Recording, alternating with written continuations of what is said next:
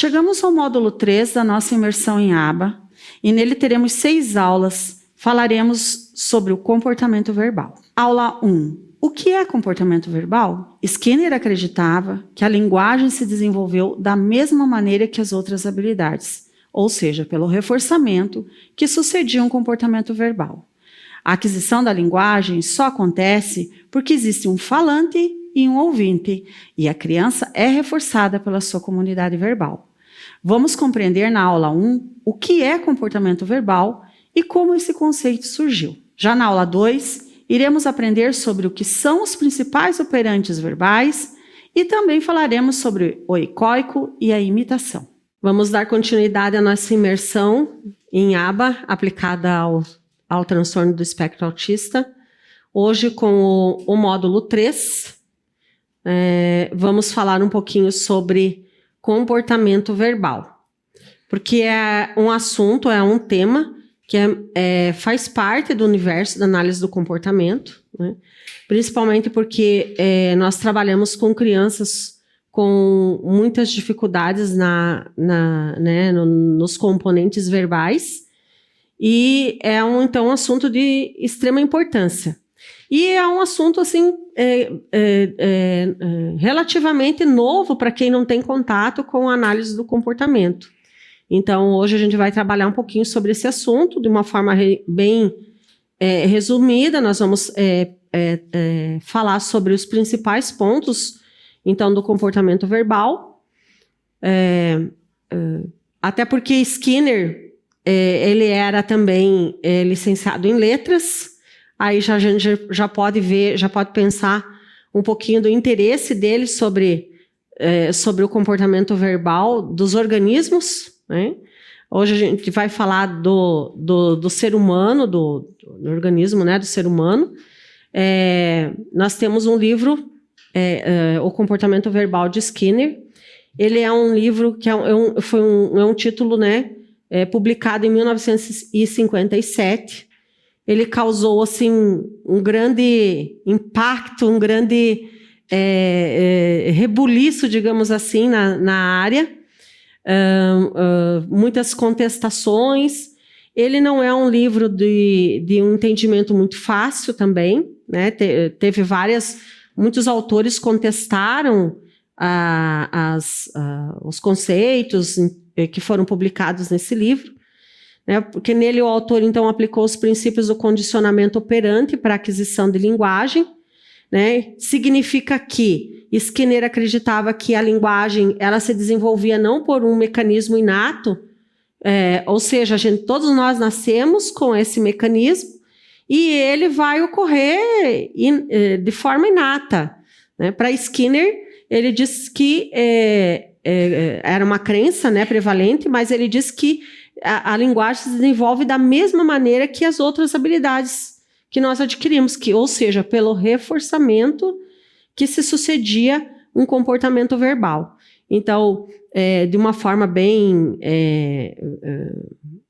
resumida, assim, aprendemos a falar, a linguagem se desenvolve porque somos reforçados na nossa comunidade verbal desde bebês, quando emitimos os nossos primeiros sons, as nossas primeiras vocalizações. Isso é altamente reforçado, porque qual é a expectativa da família?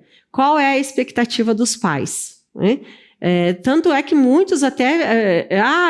falou primeiro papai, falou primeiro mamãe, vovó. É motivo de muito orgulho dos pais quando as crianças começam as suas primeiras aventuras, as suas primeiras experimentações na linguagem.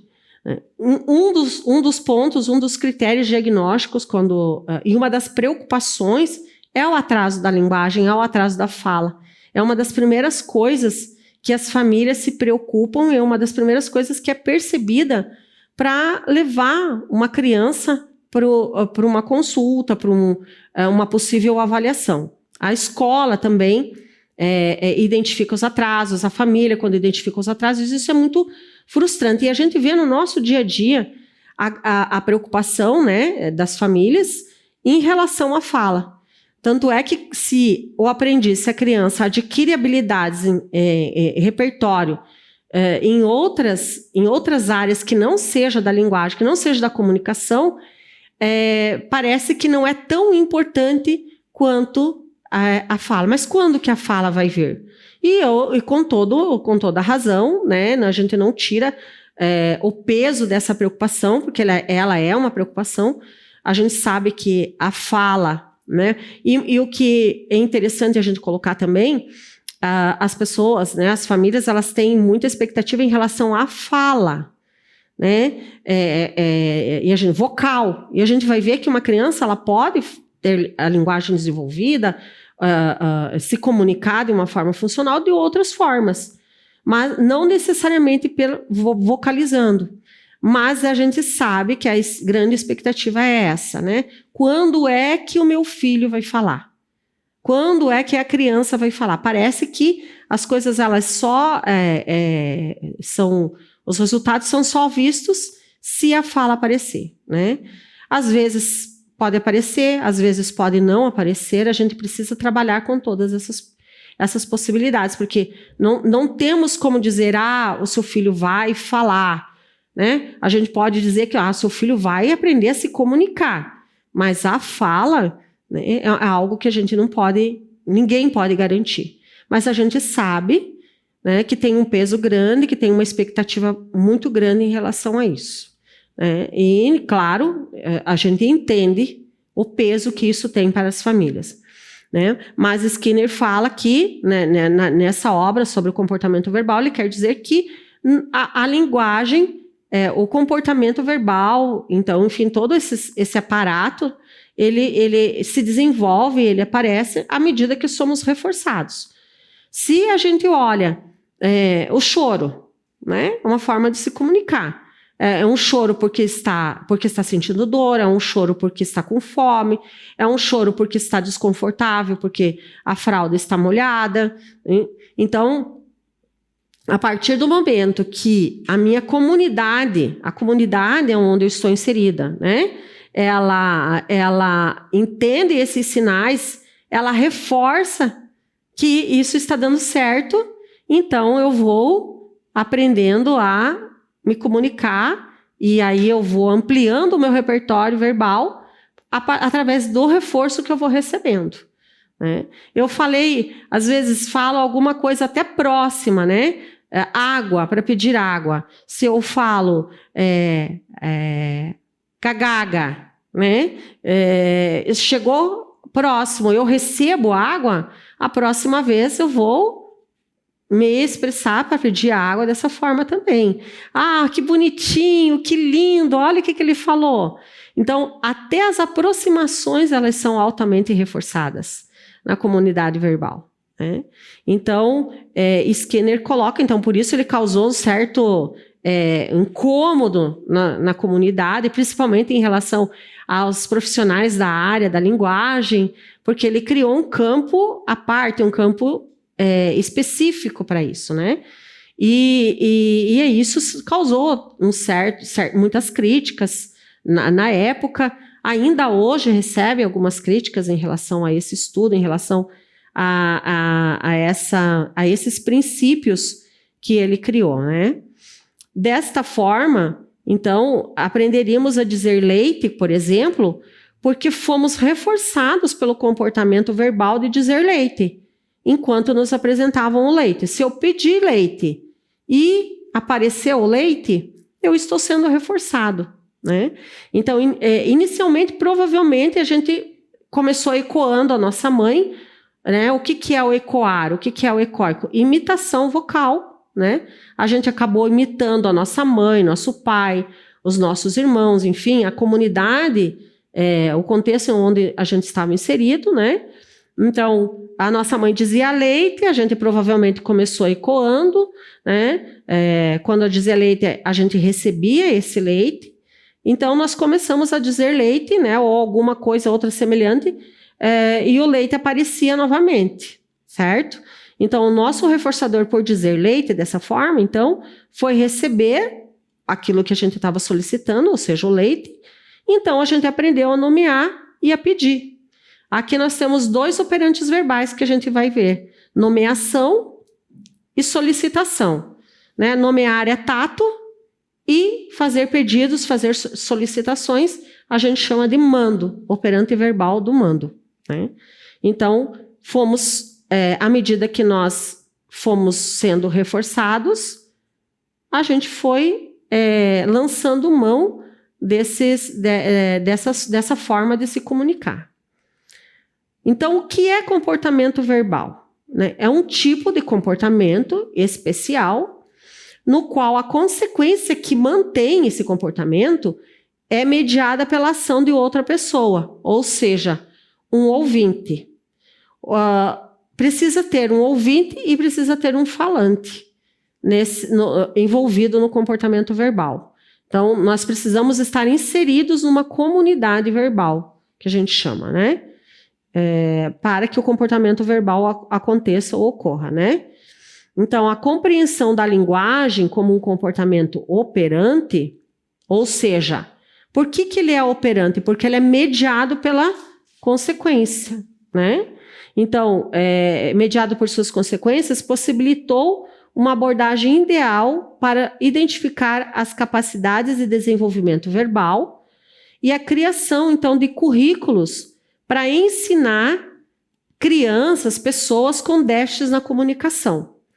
Então, a partir desses princípios, a partir desses estudos de Skinner, né, do comportamento verbal, foi possível, e a visão, né, de que o comportamento verbal ele é mediado por consequências, ele é um comportamento operante porque ele é mediado por consequências, e não é algo inato, a gente nasce e por si só isso vai se desenvolver. Para Skinner não é assim, ele não é inato e ele vai se desenvolvendo ao longo do tempo por si só. Ele é adquirido e reforçado, né? E ele se mantém por meio de reforçamento. Por isso que é um comportamento operante, né? Então, a partir disso, pode-se criar, a gente chama de currículo, né? São objetivos de ensino, pode-se criar, então, dessa forma, objetivos e estratégias para ensinar os indivíduos com déficits, né, comunicativos. Mesmo tendo sofrido muitas críticas de diversos linguistas, né, principalmente Chomsky, em 1959, a abordagem do comportamento verbal possibilitou que diversos educadores reduzissem as deficiências verbais de seus aprendizes baseados na teoria skinneriana. Então, mesmo com todas as críticas, porque os linguistas eles veem a linguagem de uma outra forma, de uma outra abordagem, e eu penso que, como tudo pode se complementar, as coisas elas não precisam se bater de frente, né? As teorias elas não precisam bater de frente, elas podem complementar-se, né? Então, por exemplo, numa clínica integrada, numa clínica multidisciplinar, precisa muito ter essa conversa com os profissionais da área da fonoaudiologia, porque eles entendem linguagem de uma forma, os analistas do comportamento entendem linguagem de outra forma, por meio do comportamento verbal, que é o que a gente estuda, e é o que a gente põe em prática todos os dias nas nossas intervenções, né? E a gente sabe que dá resultados. A análise do comportamento verbal, então, ela permite o delineamento de intervenções ambientais, permite também criar procedimentos de ensino que são usados para instalar repertórios funcionais quando esses repertórios estão ausentes nos nossos aprendizes. Inclusive, a ausência desse repertório, eu já falei em outros módulos, são, inclusive, preditores de comportamentos desafiadores. Porque um aprendiz que não sabe se comunicar, que não tem repertório, que não tem comportamento verbal instalado, muito provavelmente vai ter muitos comportamentos interferentes, muitos comportamentos desafiadores ao longo do seu dia, ao longo da sua vida. Como a gente viu no módulo 2, né, nas questões comportamentais, sobre comportamento, né, desses problemas interferentes, não basta ter, e a gente vai ver também ao longo da aula de hoje, não basta ter, por exemplo, um excelente vocabulário com tantas mil palavras, né, conhecidas, mas se eu não souber integrar isso e se eu não souber utilizar isso de uma forma funcional. Um aprendiz, uma criança, ou até mesmo um adulto, que não sabe falar, não sabe relatar como está se sentindo, ou que não gostou de determinada coisa, ou o que se passa nos seus eventos privados, dificilmente vai ter um comportamento colaborativo. Então, os operantes verbais, como a gente vai ver, eles precisam se relacionar, eles precisam estar em conexão para que essa criança possa ter um bom repertório e possa ter uma comunicação funcional, né? Então, hoje existem diversos procedimentos que já estão bem estabelecidos para o ensino de repertórios verbais e que são replicados em diferentes populações. Existe hoje uma gama muito grande de estudos com muitas evidências, assim, da eficácia da sua aplicação. E então hoje a gente já pode contar, a área do comportamento verbal, ela conta com muitas pesquisas já, evidenciando já muitas práticas, muitas estratégias que dão excelentes resultados quando aplicadas, né, de forma adequada. Quando a gente fala verbal, né, isso não significa apenas comportamento vocal. Então a gente precisa pensar, né, quando a gente fala em fala, nós estamos falando de comportamento vocal. Porque, gente, quando a gente fala em verbal, isso inclui qualquer topografia, ou seja, quando a gente fala a palavra topografia, é forma. Qualquer forma que tenha a função verbal. Hoje nós dizemos que temos os gestos, por exemplo, Libras, né? A comunicação por meio de gestos. Nós temos hoje algumas estratégias até mesmo da área da fonoaudiologia, por exemplo, multigestos, que os profissionais da área da fonoaudiologia utilizam para ensinar, né, as crianças que têm dificuldades, né, que têm principalmente problemas fonoarticulatórios, ou para eles entenderem como é que se forma a unidade, né, que se está tentando ensinar, a palavra. Nós temos linguagem de sinais, nós temos escrita, nós temos o braille, nós utilizamos de entonação, né? Fulano, se eu falo de uma forma, é de uma coisa, se eu já falo fulano, é de outra forma, né? Eu já estou querendo dizer outra coisa. As expressões faciais, ícones, imagens, né? Que nós utilizamos, inclusive, na comunicação alternativa aumentativa, né? Então, hoje, quando a gente fala de verbal, a gente precisa entender que é qualquer forma que se tenha disponível, à disposição, e que tenha a função verbal, a função de se comunicar. Skinner, então, identificou diversos operantes verbais, ou unidades funcionais de linguagem, que a gente chama. Cada uma com uma função diferente. É bem importante a gente entender esses operantes verbais, porque, como falamos ali no início, isso possibilitou a criação de currículos de ensino. Muitos dos programas de ensino que se tem hoje para ensinar habilidades para as crianças, para os nossos aprendizes, são baseados nesses operantes verbais. Olha, eu estou ensinando, quando eu penso num plano de intervenção individualizado, eu tenho que pensar quais áreas eu vou abranger nesse plano, e eu vou ter programas de ensino de quais áreas. Então, nós temos lá áreas as áreas da comunicação, nós temos a área de brincar, nós temos a área de atividades de vida diária, nós temos a área acadêmica, nós temos a área cognitiva. Dentro da área da linguagem, da comunicação, nós trabalhamos bastante com os operantes verbais. Nós temos a área da imitação, aí nós temos a área dentro, sub-áreas que a gente pode chamar, né? De mandos. Mando é fazer solicitação, fazer pedidos. E aí a gente fala, esse programa é de mando. As pessoas ficam pensando, o que quer dizer isso? O que é mando?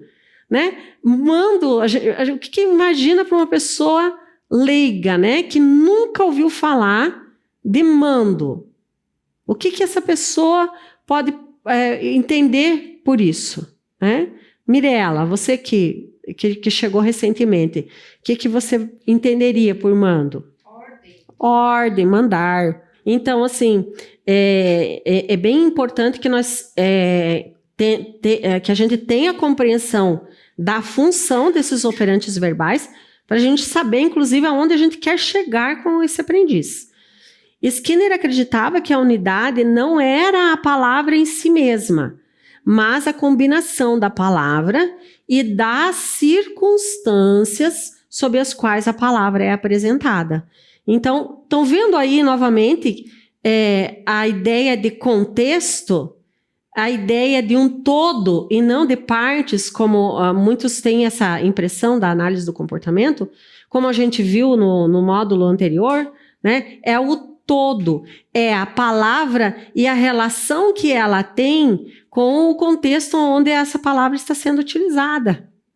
Então, é um leque muito maior do que pensar, né, somente naquela palavra isolada, mas no que ela representa dentro daquele contexto em que ela está inserida. E aí também o que esse contexto tem de relação com ela, né? Então, Skinner, ele cunhou alguns termos, né? Ele utilizou alguns termos novos para nomear esses operantes verbais. Por exemplo, a pessoa tem que ser capaz de nomear leite. Nomear é tato.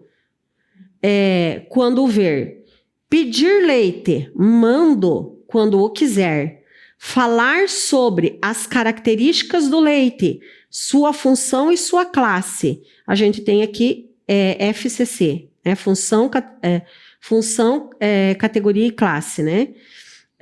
Característica e classe. E responder perguntas, que é o operante intraverbal, sobre leite para ter uma compreensão completa sobre leite. Então, não basta somente ele saber a palavra leite. Não basta somente ele saber que o leite é formado por uma consoante L, uma vogal, mais uma vogal, seja um encontro vocálico, uma consoante e uma vogal. Então, consoante, vogal, vogal, consoante, vogal, que são os fonemas, né? Para Skinner, vai muito além disso, né? Então, assim, sabermos que temos que, ao mesmo tempo, nomear para poder pedir e também responder, falar sobre aquilo que eu estou nomeando e pedindo, e também responder coisas a respeito daquilo que eu estou pedindo ou solicitando, né? Então, aqui segue uma explicação breve das categorias, ou seja, os operantes verbais de Skinner. Vejam aqui que nós temos, então, a palavra leite.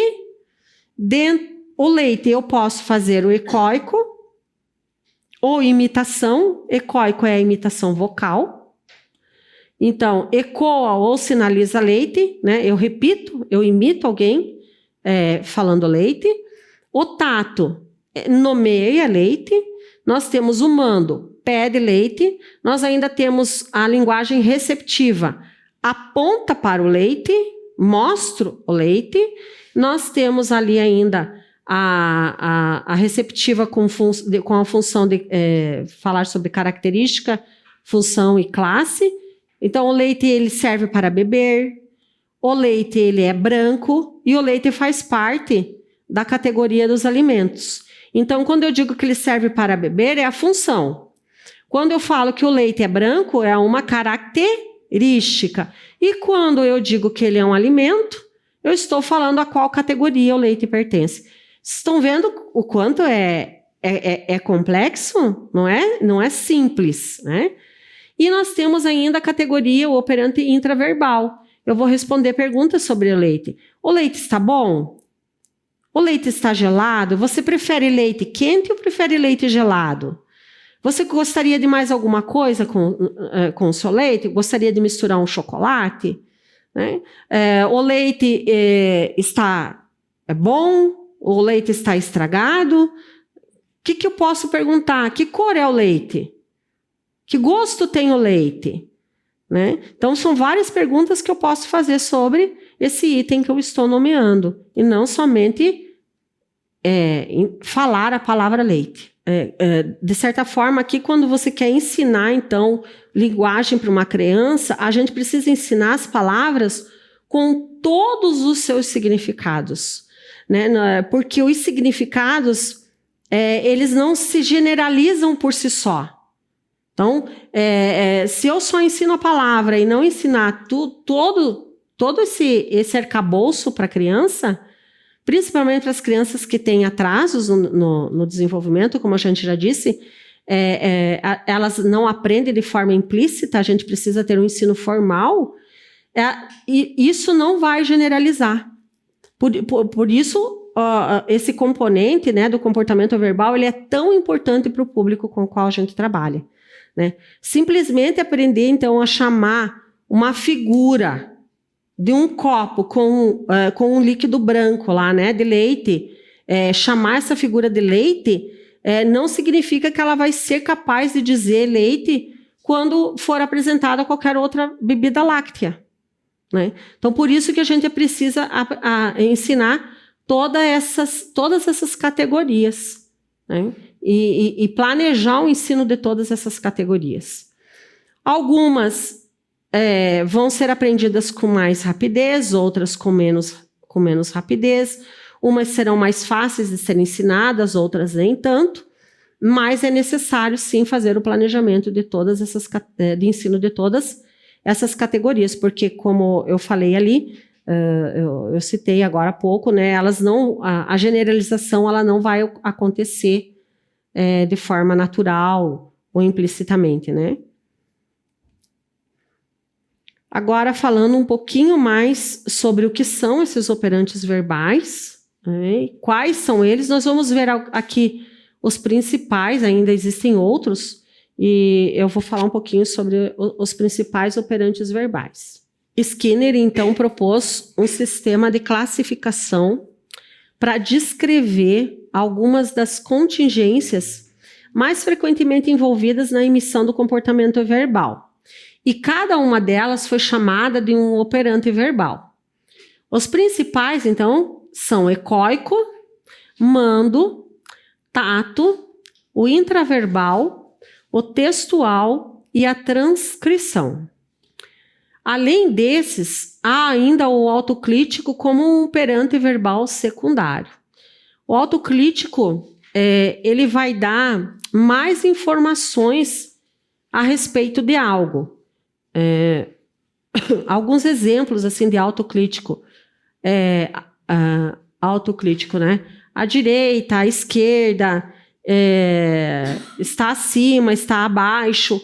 Então, ele vai, de certa forma, adjetivar os outros operantes, né? Por o carro vermelho está andando em alta velocidade, dobrou à esquerda, à direita. Então, são complementos que vão, de certa forma, descrever melhor algo, né? Que a gente vai utilizar para maior descrição de algo. Os que nós veremos hoje são esses principais e que a gente utiliza mais no nosso dia a dia também. Então, os operantes verbais, eles são classificados conforme as condições de estímulos antecedentes. Quer dizer, o que antecede a eles, sejam verbais ou não verbais. E o que vem após, que são as consequências, né? Sejam específicos ou generalizados, que controlam a resposta, ou seja, o meu comportamento.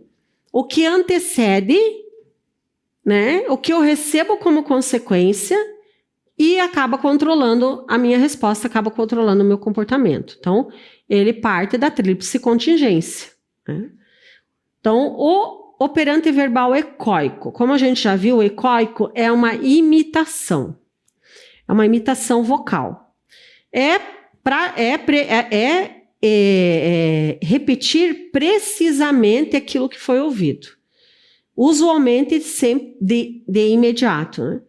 Um exemplo poderia ser a tendência a dizer bolha, porque alguém acabou de dizer bolha. Então, se você está ali numa situação de ensino, né? Desbolha, né? Bolha. Ele repetiu, ele está fazendo um ecoico, né? É importante, por que o ecoico é importante, né?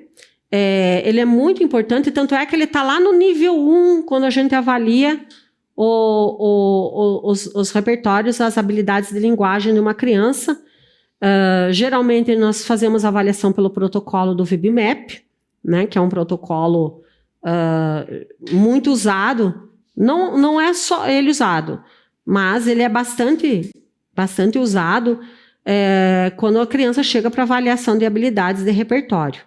Então, muitos programas de ensino vêm, né, são derivados dessa avaliação pelo VibMap. Então, ele está lá no nível 1 do VibMap, quando a gente faz essa avaliação, que é para crianças de 0 a 18 meses.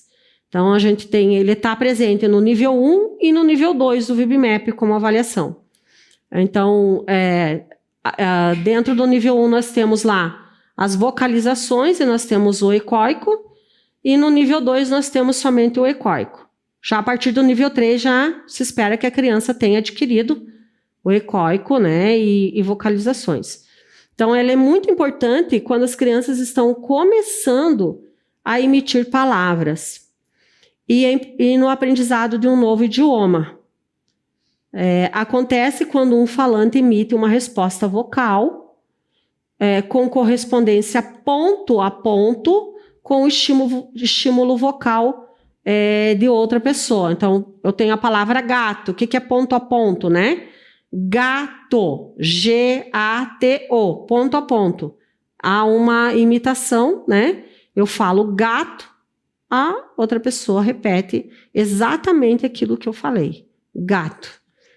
Com base em Santos e Marquezine, a consequência do comportamento ecoico é chamada por Skinner de educacional, sendo, nesse caso, um reforço generalizado. O que é um reforço generalizado?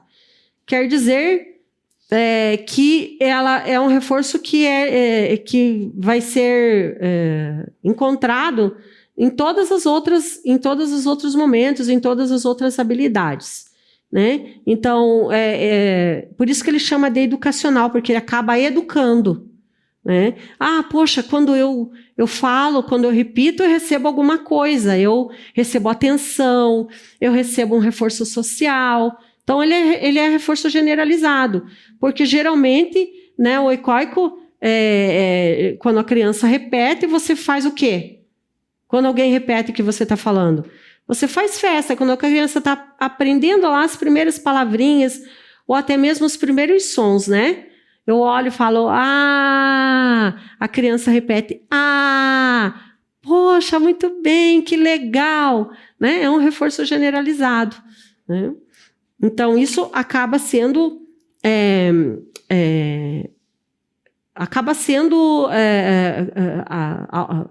proporcionando uma maior probabilidade de que essa criança vocalize e ecoe mais vezes no futuro, né? E aumente essas vocalizações e aumente ainda o seu repertório de imitação vocal. A imitação motora, também chamada mimética, ela é copiar os movimentos de alguém com correspondência de 1 a 1.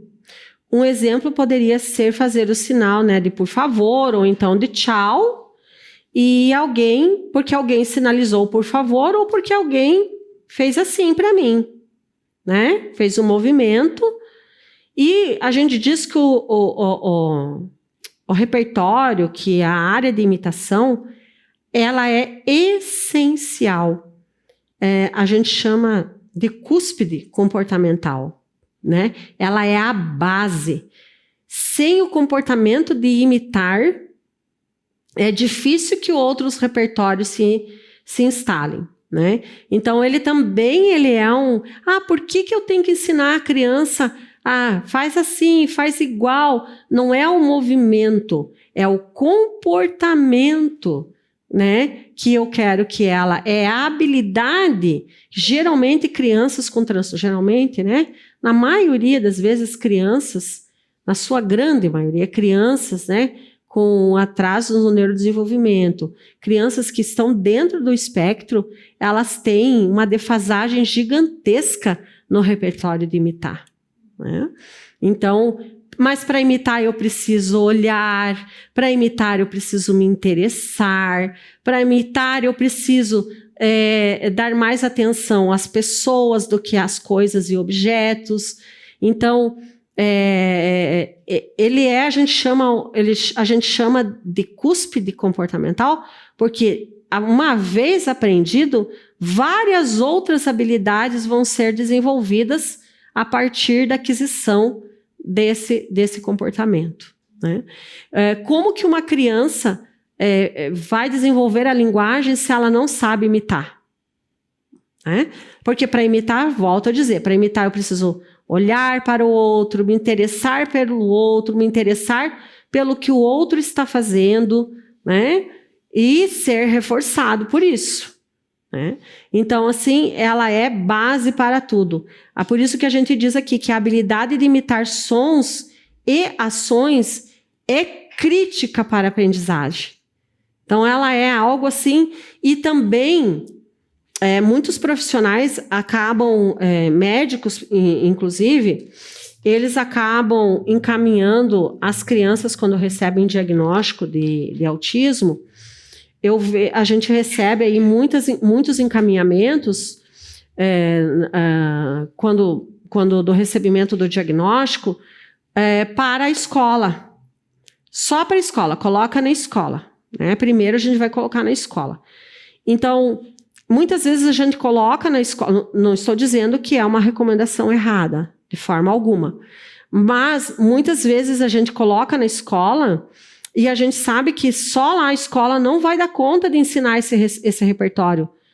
Não chega nem perto de ensinar esses repertórios para essas crianças, que necessitam de um ensino 1-a-1, que necessitam de uma intervenção individualizada. Então, às vezes as pessoas acham que só colocado na escola ele vai prestar atenção nos amiguinhos, ele vai imitar os coleguinhas. Não, por si só, não. Lembram daquilo que a gente precisa ter, situações de ensino, a gente precisa ter um programa de ensino para que essas crianças possam aprender de forma formal essas habilidades. Então, só o fato de inserir essas crianças no meio e achar que elas vão imitar o colega, nós temos experiências assim ao longo do nosso trabalho de que isso não acontece por si só. Sem ensino formal, dificilmente as crianças acabam adquirindo esse repertório, né?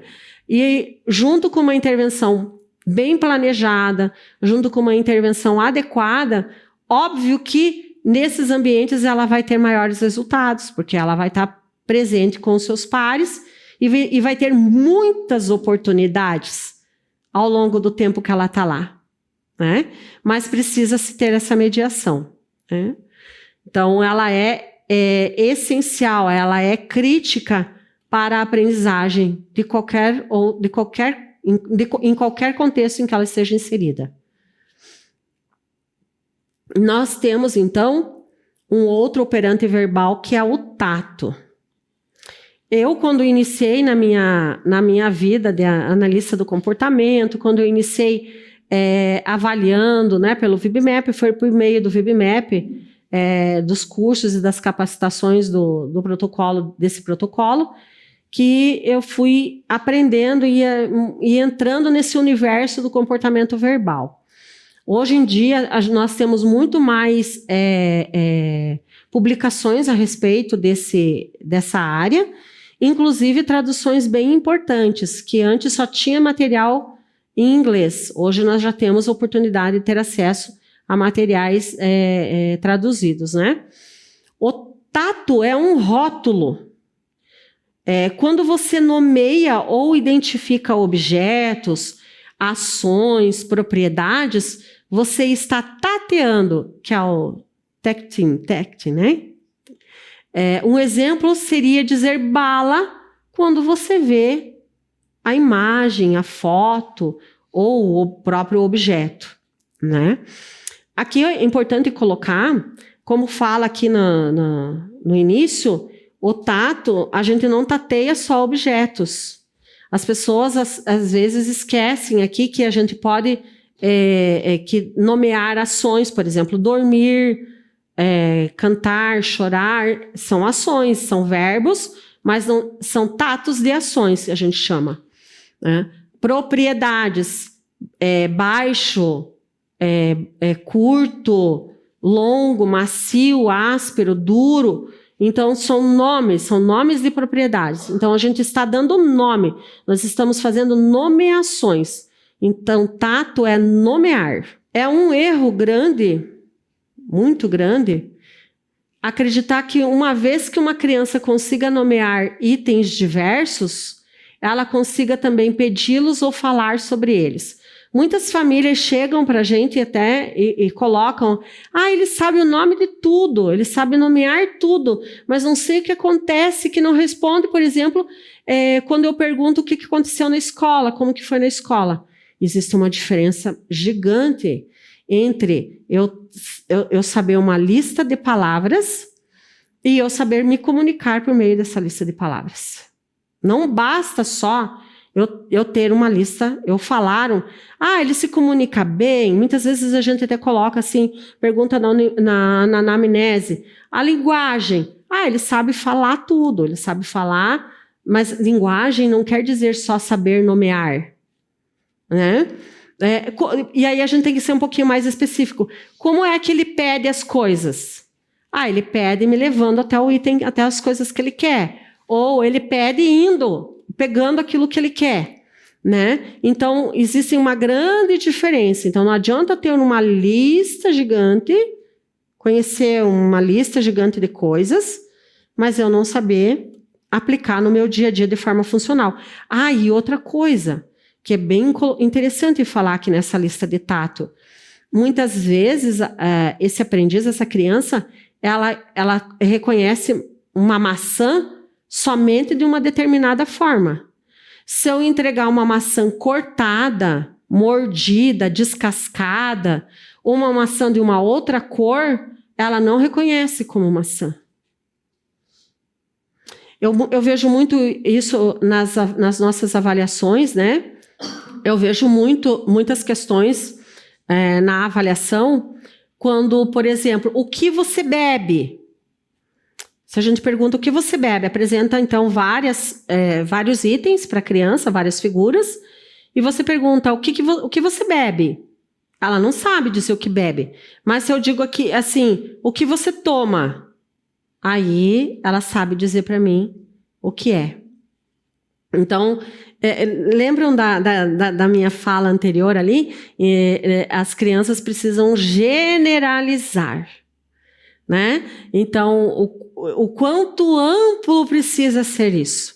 Não adianta você só dar várias figuras ali para a criança, ela saber nomear aquelas figuras, e ela sabe nomear se apresentar de um tamanho diferente, numa cor diferente, né? Então, é esse olhar que nós precisamos ter também quando nós vamos ensinar. Essas habilidades ainda não foram ensinadas, então não adianta eu querer que ela fale sobre os itens que ela sabe nomear, se não foi ensinado para ela ainda, né? Para Skinner, a criança não tem o significado completo da palavra. Você não pode simplesmente ensinar tatos e esperar que a compreensão irá se estender, como eu disse já, né? A situações que demandem o uso desta habilidade, que demandem o uso dessa palavra. O uso da palavra em outras situações também deve ser ensinado. Para ensinar a nomear, você deve usar um simples procedimento que a gente chama de transferência de ecoico para tato. Se a criança aprender a dizer a palavra bicicleta por imitação dos seus pais ou dos seus amigos dizendo bicicleta, então será possível ensinar a criança a dizer bicicleta na presença de uma bicicleta através do uso de um procedimento de transferência de controle de estímulo, que a gente chama. Então, transferência de controle de estímulo, por quê? Antes ele estava ecoando, agora ele vai nomear, né? Então, o pai aponta ou toca a bicicleta e diz, isto é uma bicicleta. Diga bicicleta. E a criança ecoa, imita, né? Bicicleta. Depois de algumas tentativas desse tipo, os pais, os professores podem dizer, o que é isso? E apontar para a bicicleta.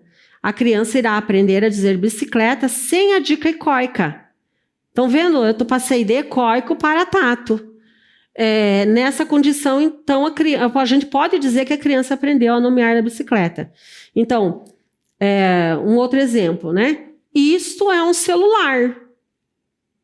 Diga celular. A criança vai repetir, celular. Faço várias vezes esse procedimento, né? Isto aqui é um celular.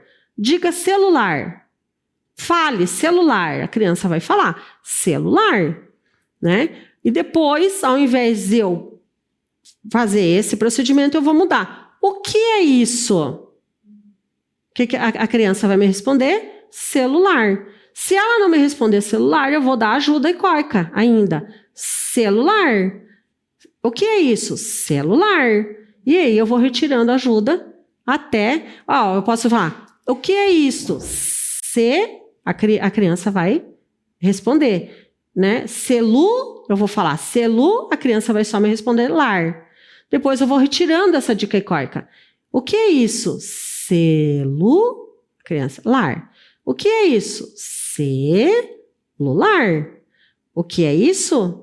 Até ela responder para mim celular, sem nenhuma dica, né? Então, essa é uma forma de ensinar, né? É um procedimento para ensinar a criança a nomear, saindo do ecoico para o tato, para a nomeação. O próximo, então, operante verbal é o operante do mando, né? Um mando é um pedido. Pense em demanda, comando. Trata-se, então, de pedir itens reforçadores que se desejam, sejam eles objetos, atividades, uma informação, né? Por exemplo, seria pedir suco quando existe uma motivação para tal, como estar com sede. Uma criança típica pode fazer de 500 a 1000 mandos por dia, o que constitui aproximadamente metade da sua linguagem. Então, assim, uma criança passa a maior parte do seu tempo fazendo pedidos. E é importante aqui a gente pensar que fazer pedidos, aqui também é pedidos para retirar algo que não queira, pedidos para tirar um aversivo. Então, ela também pode fazer solicitações. Não, eu não quero fazer isso, né? Eu não gosto. Né? Então, fazer pedidos para retirada de aversivos também, tá? Então, o mando, ele tem uma coisa muito especial que a gente vai ver agora nos próximos slides. Eu já vou adiantar, que é operação motivadora. Se não houver motivação, não tem por que eu fazer pedidos.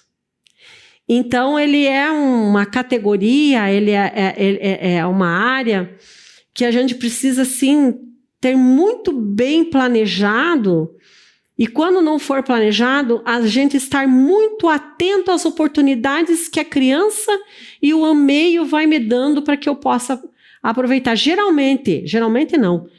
O mando, ele é ensinado utilizando o ensino incidental, que a gente chama, que é o ensino naturalístico. Né? Dificilmente mando, ele não se faz, dificilmente, né? Não é dificilmente. Mando não se ensina por meio de DTT, por meio de tentativa discreta, por meio de ensino estruturado. Mando se ensina por meio do ensino incidental, com as estratégias do ensino incidental, tá?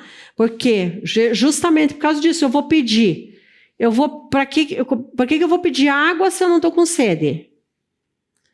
Para que é que eu vou pedir um item se eu não quero aquele item? Para que é que eu quero? Para que eu vou pedir para sair se eu quero ficar aqui dentro, né? Então, ele é uma área muito peculiar e ela exige muita atenção por meio de nós terapeutas, né? Uma criança com autismo pode fazer muitos poucos mandos ou fazê-lo de uma forma indesejável. Um comportamento tal como bater, como gritar, fazer birra, pode ser um mando, pode ser um pedido para que alguma coisa pare ou comece. Então, muitos comportamentos interferentes, inadequados, desafiadores, ocorrem porque a criança não sabe fazer pedidos, não sabe fazer solicitação, né? Seja esse pedido porque não quer algo, né? Porque quer que pare algo ou porque quer algo, né? Então, é uma área bastante sensível, né? Tanto é que é uma das coisas que a gente coloca, inclusive, primeiramente na CAA, na Comunicação Alternativa Aumentativa, fazer pedidos. Mas a gente tem que ter bastante cuidado, porque CAA não é só fazer pedidos, né? Então, às vezes, as pessoas, muitos profissionais, param e ficam somente nessa categoria, né, de fazer pedidos. Mas é aquilo que a gente inicia primeiramente. Pedir por alimentos, pedir por brincadeiras, pedir por itens preferidos, pedir pelos seus familiares, né? Pedir por uma atividade. Então, é uma das primeiras coisas que a gente instala na CAA, é fazer esses pedidos, justamente também para ampliar esse repertório de demanda e diminuir os comportamentos interferentes que acontecem por falta de se comunicar. Por exemplo, um adulto de 21 anos não quer fazer algo, mas ele não consegue, ele tem vocabulário, mas ele não consegue utilizar esse vocabulário para dizer que ele não quer fazer determinada coisa. O que é que ele faz? Ele levanta e começa a chutar, destruir as coisas que estão dentro da sala. E já é um adulto, já tem 21 anos, já é alguém com força, né? Mais difícil de manejo, né? Então, com 21 anos ainda não tem uma comunicação funcional. Tem vocabulário, mas não consegue utilizar esse vocabulário a seu favor. Ou um adolescente de 10 anos, excelente vocabulário também, nomeia tatos, faz nomeações de ações, de propriedades, tem intraverbal bom, que é responder perguntas, mas não consegue comunicar também de forma funcional algo que está lhe incomodando, né? Os seus pensamentos privados, os seus comportamentos privados, né? Então, não consegue comunicar. Então, é uma adolescente, por exemplo, que chega para você, hoje é quinta-feira, ele diz que não, que quer que seja terça-feira. Porque ele não sabe dizer que ele quer, nesse dia, as coisas que tinham na terça e que não tem na quinta. Então chega para você e diz assim: hoje não é quinta, hoje é terça, né? Coisas que não podem ser mudadas, que são os dias da semana. Mandos são as formas de comunicação mais motivadoras, porque a pessoa que faz o pedido é reforçada pela obtenção de algo em troca. Qualquer coisa que tenha sido pedida, por isso os mandos são naturalmente reforçadores, né? Por quê? Porque eu vou receber aquilo que eu estou pedindo. E, então, entendendo por que tem que ter uma operação motivadora? Não adianta você colocar aqui para mim o celular se não é isso que eu quero, não é isso que eu estou pedindo. Então, se eu estou pedindo água e recebo água, eu sou reforçado. Se eu estou pedindo o desenho da Peppa Pig e eu recebo o desenho da Peppa Pig, eu estou sendo reforçado. Se eu estou pedindo para dar uma volta de carro e eu ganho a volta de carro, o meu pedido, eu estou sendo reforçado para fazer cada vez mais solicitações, né? Então, os mandos são usualmente a primeira forma de linguagem a ser adquirida. Uma vez que o mando produz um reforçamento imediato e específico, porque é aquilo que eu pedi. O mando, então, beneficia o falante. Eu falo e consigo coisas, seja objeto, seja uma atenção, seja uma informação. Por exemplo, me dá o brinquedo. Enquanto que fazer um tato beneficia a outra pessoa e não o falante, né? Olha, lá fora está calor, tem um avião. Isso beneficia a outra pessoa que está pedindo para que eu faça a nomeação, né? Mas não a mim, mas não eu. Já o mando beneficia a própria pessoa. Por isso ele é altamente reforçador.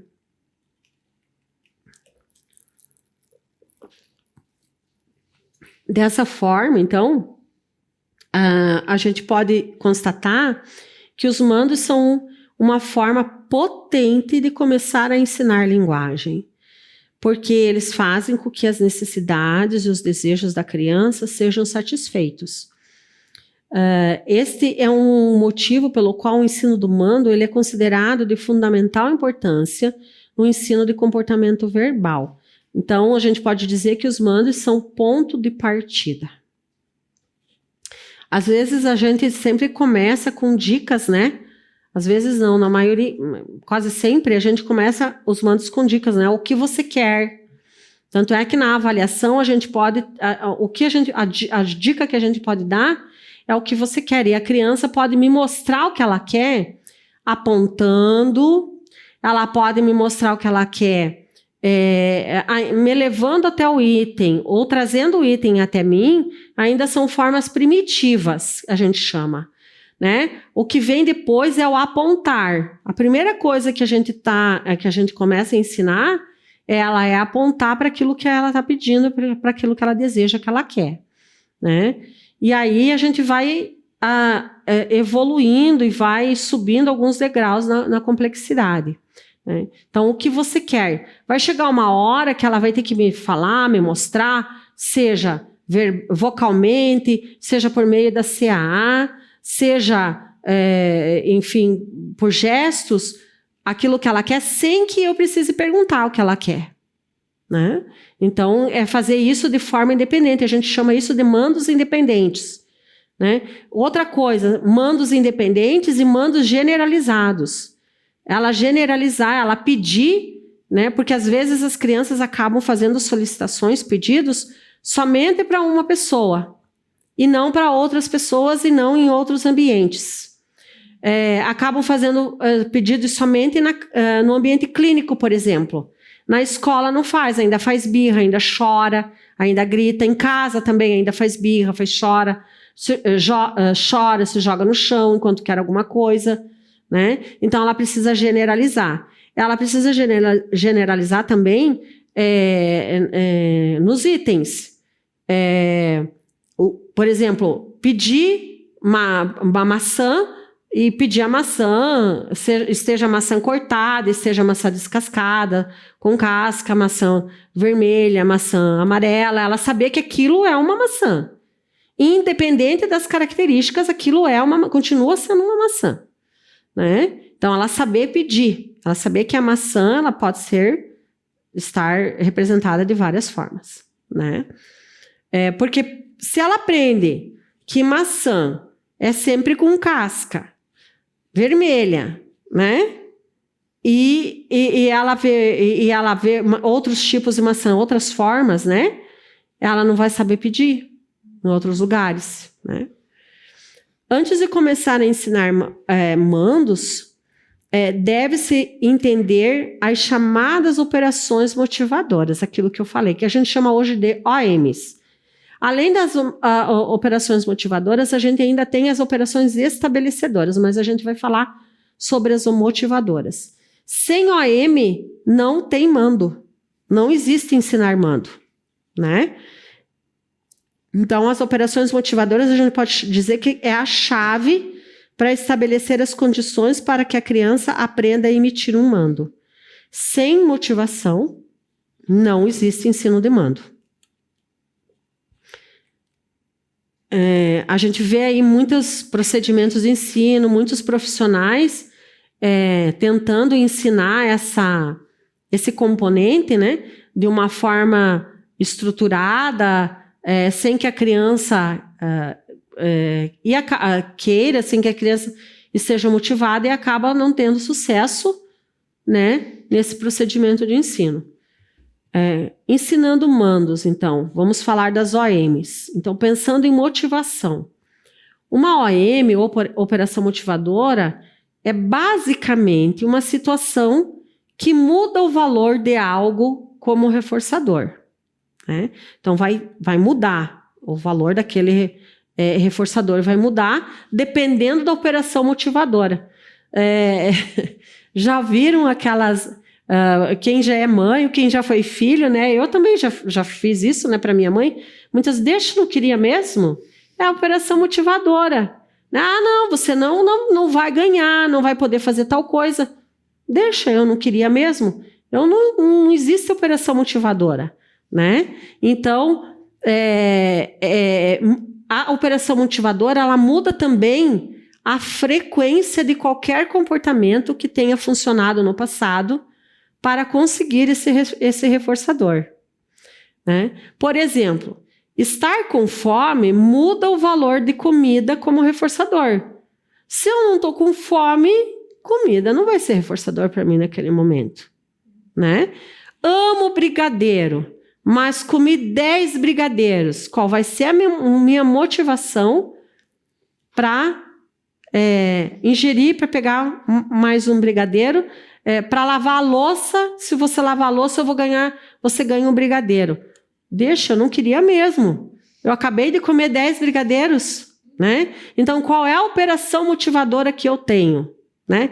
Qual é a operação motivadora que eu tenho para terminar a tese, para terminar a dissertação do mestrado, para terminar o meu TCC de conclusão de curso?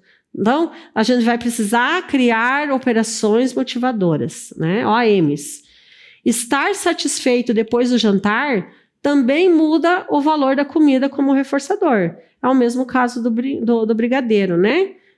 Ganhar um brigadeiro para lavar a louça, se eu já comi 10 brigadeiros agora, eu estou saciada, né? Eu posso amar brigadeiro. Concordam comigo? Amo brigadeiro, dou a minha vida por um brigadeiro. Come 50 brigadeiros e pergunta daí para você dar a tua vida por um brigadeiro? Por mais que você ame, né? Por mais que seja o top da tua lista de reforçador, né?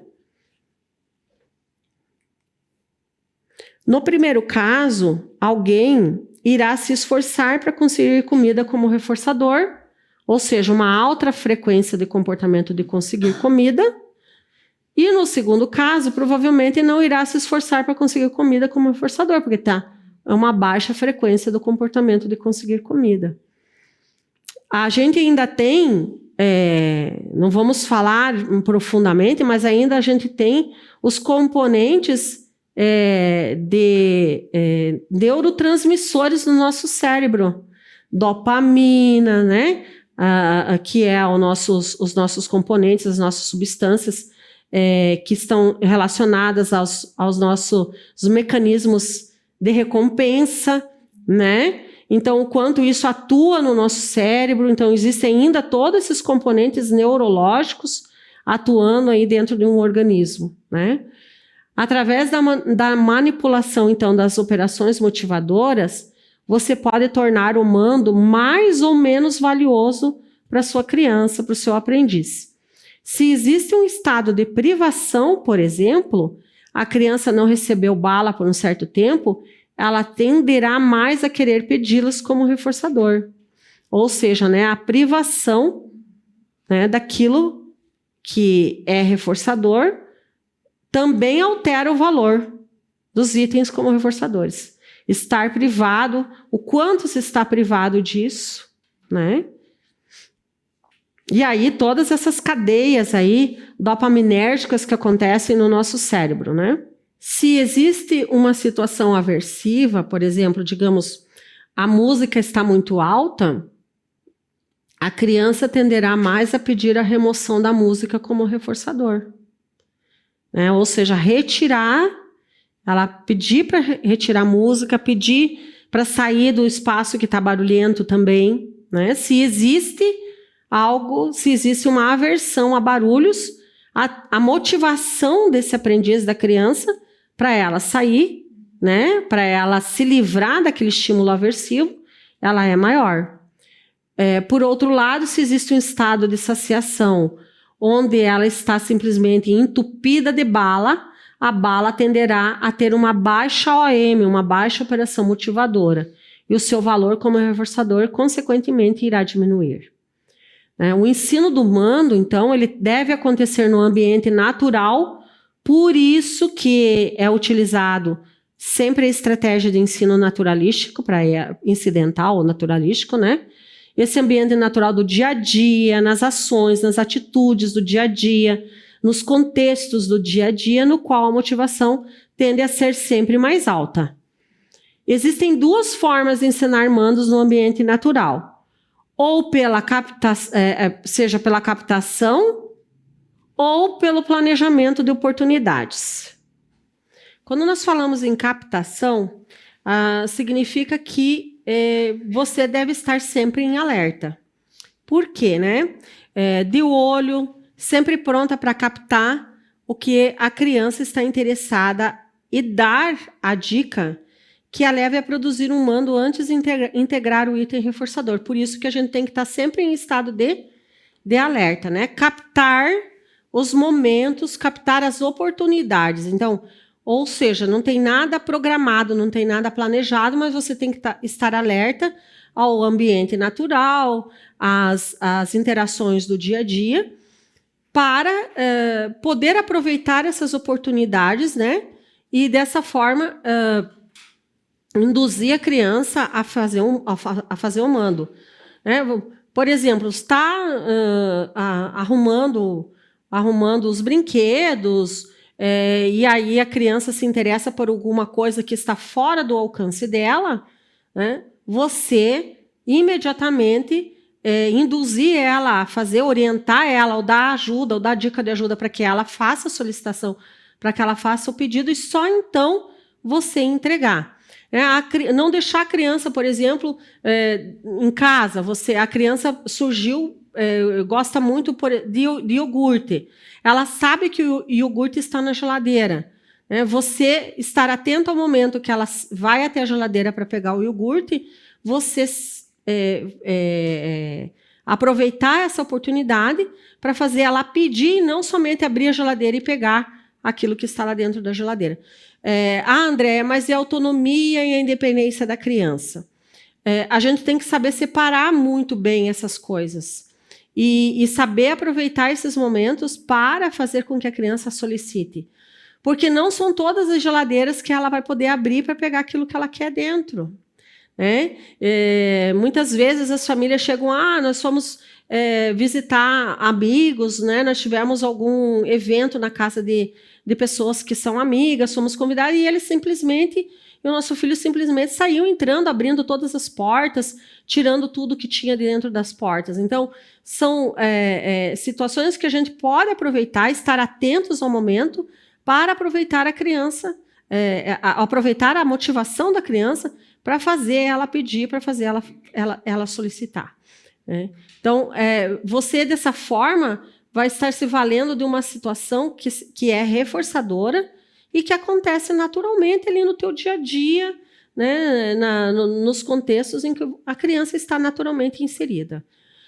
Por exemplo, mais um exemplo, então, né? Se a criança quer um caminhão de brinquedo,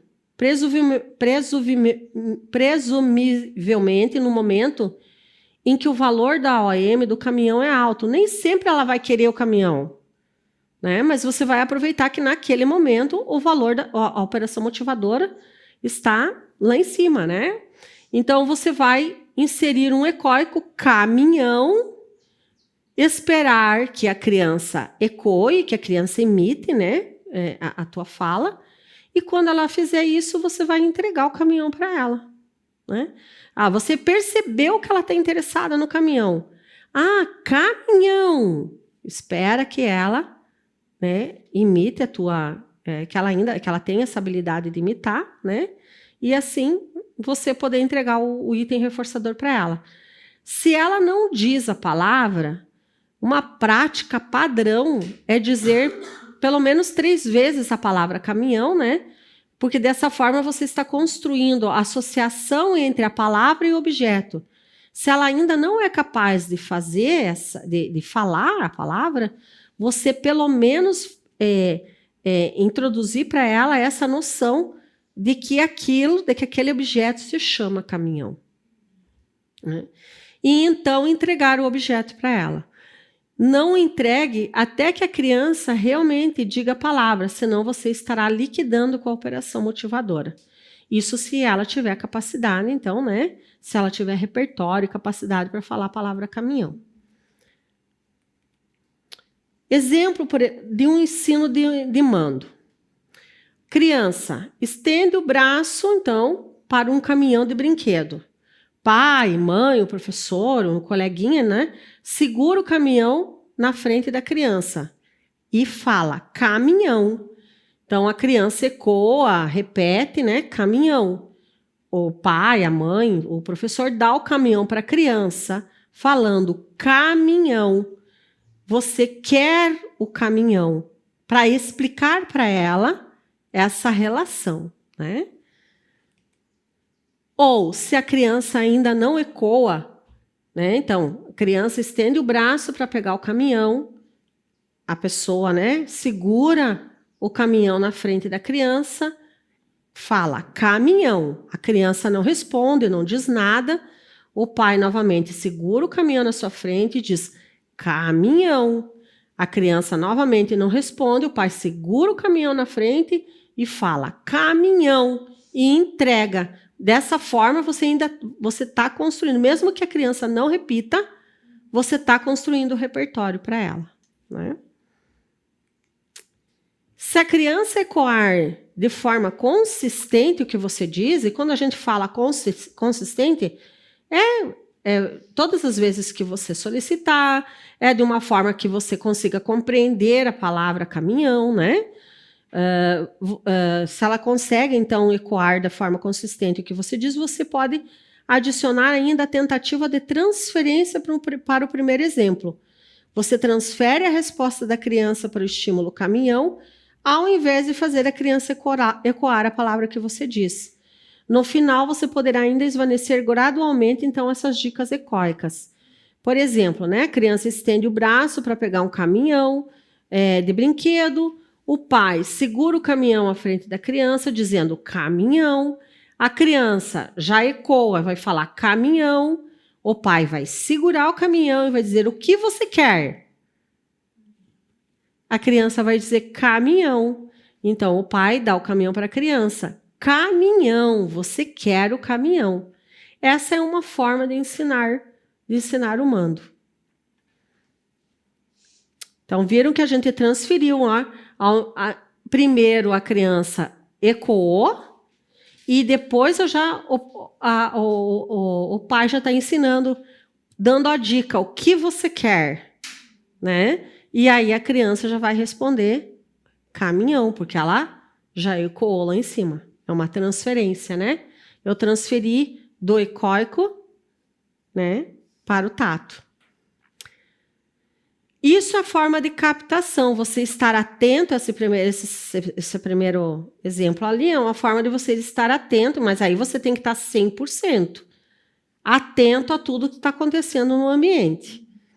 É um pouco mais complicado? Para nós que somos terapeutas, é um pouco até mais complicado de a gente registrar, inclusive, de coletar os dados, fazer o registro desses dados. Mas é o mais indicado, né? Se a criança tem poucas oportunidades, a gente também não pode ficar esperando que as oportunidades aconteçam do céu. Que elas caiam, que elas brotem, né? Assim por si só, eu digo. Então, a gente vai ter que manipular o ambiente e preparar o ambiente para que as oportunidades ocorram. Isso é planejamento. Se for da forma de captação, você vai... Geralmente os pais fazem isso, né? Nos ambientes mais naturais. Você vai aproveitando as oportunidades que vão aparecendo. E aí você tem que estar 100% atento, né, a tudo que está acontecendo naquele momento. Agora, já o planejamento significa montar uma situação no ambiente, ao invés de se valer de uma situação de ocorrência espontânea, esperar as situações acontecerem, a gente vai manipular, então, o ambiente e vai montar o ambiente para que as oportunidades ocorram, né? Então, que irá aumentar, então, o valor de um reforçador para a criança. Então, a gente precisa montar essa situação no ambiente e que aumente o valor do reforçador para a criança. Por exemplo, se você está brincando com um quebra-cabeça e mantém uma peça escondida, a criança terá uma forte OM para pedir quebra-cabeça a fim de completá-lo. Se é uma criança que gosta muito de quebra-cabeça, né? Ao longo da minha vida, ali, de todos os momentos de intervenção que eu já fiz, que eu já tive a oportunidade de realizar, né? Para crianças que gostam muito de quebra-cabeça, né? A gente esconde algumas peças. No momento que você está pintando, fazendo pintura, você retém o lápis de cor e a criança vai pedir por esses itens que estão ausentes, né? Ou está num lugar que ela consegue ver, mas ela não consegue alcançar. Ela também vai fazer, ela também vai fazer pedido, mas ela tem que estar muito interessada. E tem que ser atividades. Não adianta eu dar quebra-cabeça para uma criança que odeia quebra-cabeça. Se está faltando uma peça, né? Então a gente tem que ter esse bom senso. Se está faltando uma peça, ela vai dar graças a Deus que está faltando uma peça, porque vai encerrar ali aquilo, né? Essa atividade que não é prazerosa para ela, né? Então a gente tem que tomar cuidado, porque a gente tem que planejar com muita atenção essas situações. Né? Há uma grande quantidade de maneiras de planejar uma situação para conseguir que a criança produza um mando. Né? O mando por itens que estão faltando é provavelmente o mais fácil de fazer, que é isso que eu falei para vocês. Olha, agora a gente vai trabalhar nós vamos brincar com massinha, né? Eu tenho aqui as forminhas, mas a massinha não está ali. Ela vai ter que pedir pelas massinhas, né? Então, quando a gente tem itens, pedir por itens ausentes, sempre é mais fácil a gente planejar essas situações, né? Por essa razão óbvia. Mas a gente precisa ter muita criatividade, conhecer muito bem a criança, saber muito bem do que ela gosta, saber muito bem o que é motivador para ela, para a gente poder planejar essas situações e situações que tenham êxito, né? Não é planejar por planejar. O conhecimento sobre a criança ele é imprescindível. Diga à criança para se aprontar, por exemplo, para ir ao parque e esconda os sapatos, esconda o tênis, esconda o crocs, né? De repente, os sapatos passam a ter uma importância que não tinham um momento antes, porque você planejou uma situação para criar uma OM, né, para produzir um mando pelos sapatos. Qual criança que gosta de sapato, né? Que sapato é um item reforçador? Não é. Agora, usar os sapatos para poder sair e ir no parque, poxa, você aumenta aí muito a motivação da criança para pedir, né? Dê a ela sorvete sem apresentar a colher. Você planejou uma OM para produzir o mando pela colher. Diga a ela para se sentar num lugar que não tenha cadeira e você planejou uma situação na qual a cadeira é importante. Uma brincadeira, nós vamos fazer uma coisa muito legal. Porque geralmente ela vai se interessar em querer pedir uma colher, vai se interessar em pedir uma cadeira? Não, mas ela vai se interessar porque você planejou uma operação motivadora para aquele momento, né? No começo, você deve esperar somente mandos de uma só palavra. Colher, cadeira, sapato, bala, enfim, uma só palavra. Espere até que a criança tenha um repertório muito amplo e esteja produzindo mandos de forma consistente antes de adicionar frases suporte, tais como eu quero ou posso pegar. Só depois que ela já tiver esses mandos por uma palavra muito bem instalados, é que você vai dizer para ela, eu quero pipoca, eu quero bala, né? Posso pegar, me dá bala. Então, essas palavras suportes aí, essas frases de suporte, elas vêm no segundo momento, né? Depois que esse mando aí, mesmo utilizando uma palavra, já está bem instalado. Enfim, você pode estender a produção de mandos fazendo a criança pedir informação. Por exemplo, onde está a mamãe? O que tem dentro da caixa? Onde nós vamos? Quem está batendo na porta? Né? Mas esses são mais difíceis de ensinar e mais adequados para um aprendiz mais avançado. São mandos que já estão lá no nível 3, por exemplo, do VibMap, né? E a criança já tem que ter outros repertórios mais avançados, né? Mais amplos, para ela poder utilizar frases. A CAA, né, Comunicação Alternativa Aumentativa, ajuda bastante na modelagem para isso, né? O que a gente tem que levar em conta para escolher as primeiras palavras para a gente ensinar como mandos, né? Quando a gente começa a ensinar mandos para uma criança, a gente deve considerar as seguintes questões. Escolha palavras que são reforçadores, né? Estas devem ser consumíveis, ou seja, as palavras relacionadas a comidas e bebidas, de curta duração, por exemplo, bolhas de sabão, cócegas. Elas têm que ser fáceis de serem retiradas do aluno. Ser retiradas, por exemplo, pedindo permissão, né? Agora me dá, agora é a minha vez, agora eu posso guardar, né? Por exemplo, música, vídeos. Elas têm que ser fáceis de ser entregues, de dar. Elas têm que ser passíveis de serem dadas em múltiplos momentos. Não pode ser coisas muito difíceis, né? Por exemplo, essa semana, fazendo planejamento aí de um aprendiz novo, marcas de carros, né? É uma coisa que não é fácil de você dar em múltiplos momentos.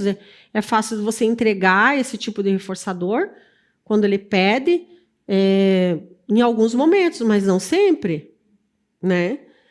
Passíveis de serem dadas, então, em múltiplos momentos, serem consistentemente potentes, ou seja, não perder o valor reforçador, assim, hoje gosto, amanhã já não, né? Selecione palavras que demandem uma resposta verbal curta e fácil para crianças verbais, ou sinais que sejam icônicos, eles se parecem, então, com os objetos que representam, para crianças que só sinalizam. Escolha palavras que sejam... Aqui, escolha sinais que sejam icônicos para crianças que sinalizam. Às vezes, assim, tem umas imagens, uns sinais que são medonhos, que nem a gente mesmo identifica o que eles são. Então, ter esse cuidado, né, que sejam coisas que sejam fáceis de serem reconhecidas. Isso é muito importante, principalmente para crianças dentro do espectro.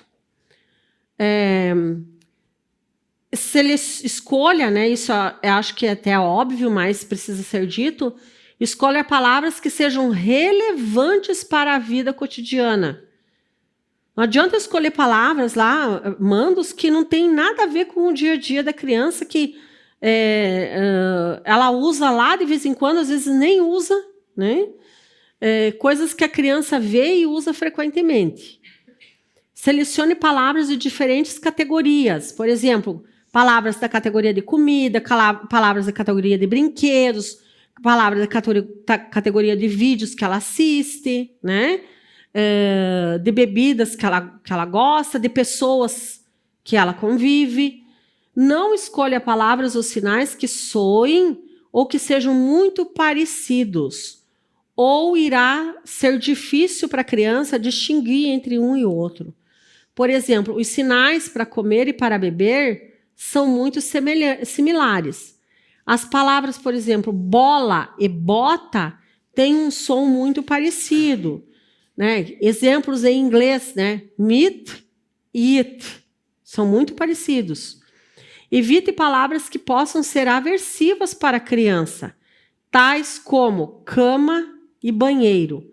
Por que cama? Muitas vezes as crianças não querem dormir, né? Porque cama lembra que ela tem que parar o que ela está fazendo, que ela tem que ir dormir.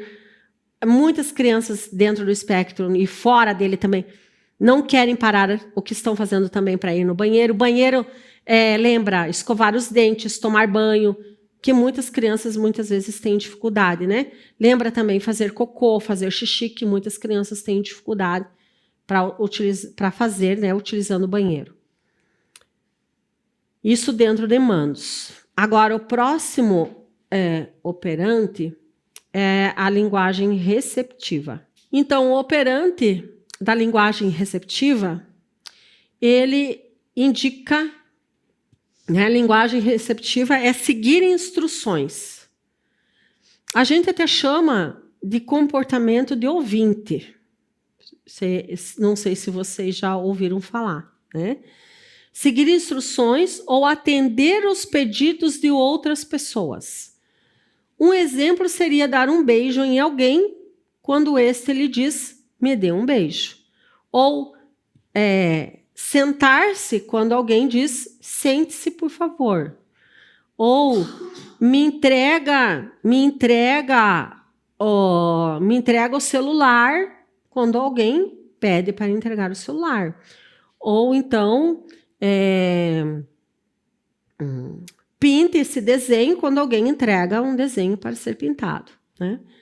A linguagem receptiva é, de certo modo, um termo errôneo. O ouvinte não está realmente usando linguagem, mas sim respondendo à linguagem de uma outra pessoa. Por isso que nós chamamos comportamento de ouvinte. Comportamento de ouvinte, né? A gente tem hoje até pré-ouvinte e ouvinte, é também uma cúspide, que a gente chama. Ou seja, é algo primordial para a aprendizagem. Nossas crianças dentro do espectro, geralmente, têm um comportamento de ouvinte bastante reduzido. E quando a gente fala de comportamento de ouvinte, não é aqui relacionado ao aparelho auditivo. Não é a capacidade que a criança tem de ouvir, mas a capacidade da criança tentar-se e fazer aquilo que lhe é solicitado. Tá? Não está relacionado à capacidade de audição. Por isso que nós dizemos comportamento de ouvinte e não linguagem receptiva. Então, nós temos a linguagem receptiva por função, categoria e classe. Né? Nós chamamos de LRFCC, né? dentro da avaliação do VB-MAP. Precisamos saber mais sobre um item ou objeto do que simplesmente o seu nome. Saber somente o nome não é o suficiente. Né? Nós precisamos saber qual a função, fazer torrada, carregar coisas, dirigir. Quais suas características? É redondo? Tem rodas? Tem cauda? Tem cabelo? Né? E em que classe ou categoria ela se encaixa? Se encaixa na categoria dos brinquedos? Se encaixa na categoria de utensílios de cozinha? De alimentos? De animais? Em que categoria esse item se encaixa? Né? Em outras palavras, precisamos aprender as conexões intraverbais, ou seja, as associações que existem entre as palavras.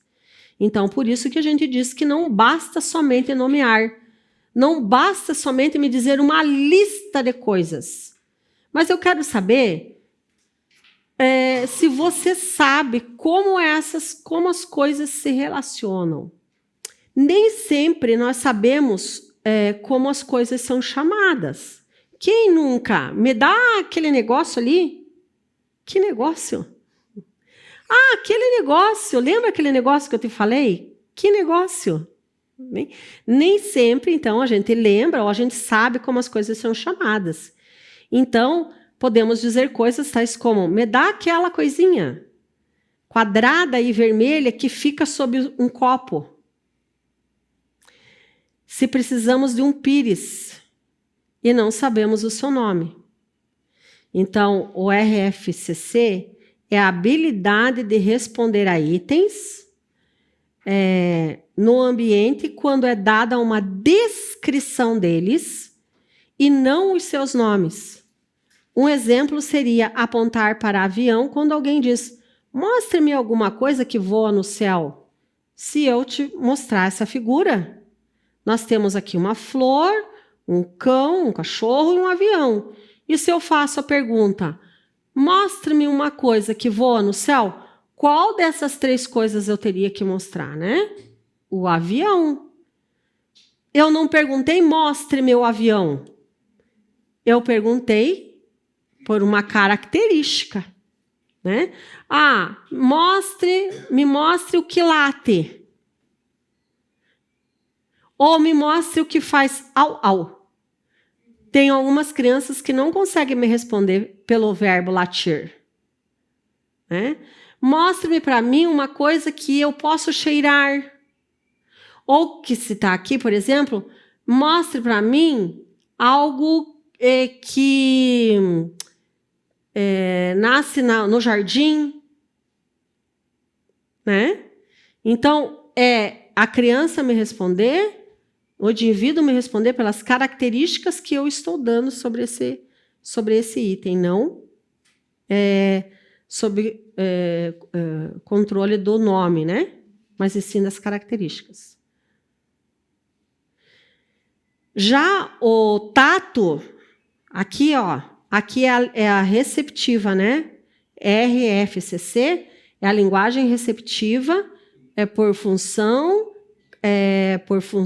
função, característica ou classe, né?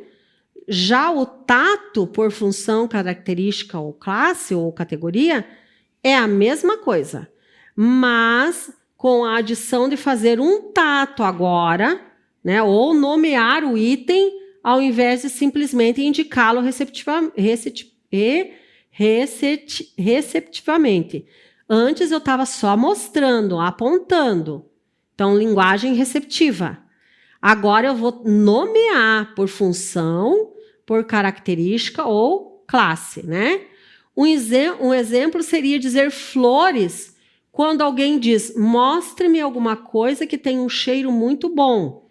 Se eu tivesse aqui mostrando essas três figuras, Observe que você ensinaria receptiva ou tato por função, característica ou classe somente com itens que já estivessem dominados receptivamente e dominados enquanto tatos. Então, eu poderia perguntar aqui, o que tem cheiro bom? Flor, né? O que voa no céu? Avião. Eu não estou dando, me mostre o que voa no céu. Diga para mim o que voa no céu, né? Eu estou dizendo o que voa no céu. Ela vai ter que dizer o avião. O intraverbal. Intraverbal, então, conversas não soam como uma lista de tatos. Céu, passarinho, casa, cachorro, livro, escola, mercado, né? São uma troca entre pessoas. Um intraverbal, então, é responder perguntas do tipo por quê? Ou estabelecer uma conversação de forma que o que você diz é determinado pelo que o seu interlocutor diz. O que seria o intraverbal? Conversação, de forma resumida, né? Os estímulos não estão presentes. Por exemplo, numa conversação, numa situação de ensino, isso significaria que não há nenhum cartão na mesa. Não tenho cartas na mesa, cartões, figuras na mesa para ocorrer o intraverbal, para ocorrer a conversação. A pergunta e a resposta não se emparelham, né? Um exemplo, dizer pizza quando alguém pergunta o que você gosta de comer. Se eu digo o que você gosta de comer e a pessoa me responde o que você gosta de comer, ele está fazendo uma imitação vocal, né? Mas isso, eu não estou no ecoico, agora eu estou no intraverbal. E intraverbal é uma categoria mais complexa. Pensem que todo esse outro repertório que vem antes já precisa estar estabelecido, né? Outros exemplos de intraverbais são dizer gato, cachorro, cavalo, quando é pedido que nomeie animais. Ou dizer uva quando é pedido que nomeie uma fruta. Ou responder elefante para a pergunta que animal tem tromba. Isso já é intraverbal, né? Um passo no ensino para atingir este ponto, o primeiro passo, na verdade, que a gente usa até, é a criança preencher um espaço em branco. A gente já diz assim, 1, 2, a criança feijão com arroz. 1, 2, 3 e já. A dona aranha subiu pela parede. A gente começa sempre com que a criança vá preenchendo lacunas de coisas que ela já conhece.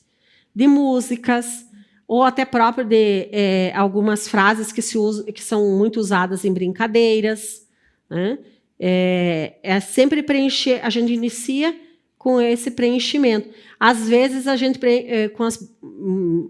com o repertório assim mínimo, o cachorro faz au au, o gato faz miau. Então a gente começa inclusive, né, com essas pequenas onomatopeias até, né? Um procedimento para o ensino de intraverbais é usar os cartões que você tem na mesa, como FCC, né, lá da função, categoria e classe, como no exemplo que nós demos antes. Assim que a criança responde, fale para mim o nome de alguma coisa que voa no céu, ela responde avião, você vira o cartão na mesa com a figura para baixo e repete a pergunta, né? Diga para mim o nome de uma coisa que voa no céu. Você tira a dica, tira a figura, você já está trabalhando intraverbal com ela. Vocês conseguem perceber que ao mesmo tempo que você está trabalhando uma coisa, você já está trabalhando a outra? Né? Você está trabalhando LRFCC e ao mesmo tempo você já está trabalhando intraverbal. Dá para você juntar as coisas, né? Se você virar a figura ou você tirar a figura da criança e perguntar a ela te responder avião, você já está fazendo intraverbal, porque você já está fazendo uma conversação com ela, né? Então, pronto. Então, a criança está respondendo a pergunta sem que o estímulo esteja presente. Isto é tecnicamente chamado transferência de um tato para intraverbal. Agora, mude para uma pergunta do tipo, o quê? Alterando levemente as palavras. O que voa no céu?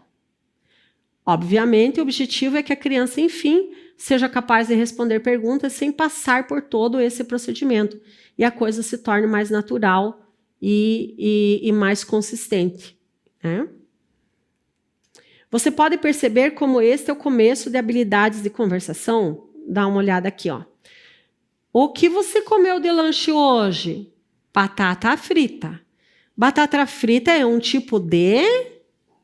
Criança responde, comida. O que você bebeu junto com suas batatas fritas? Criança responde, suco de laranja. O pai pergunta, o que você está fazendo? A criança responde, assistindo um vídeo.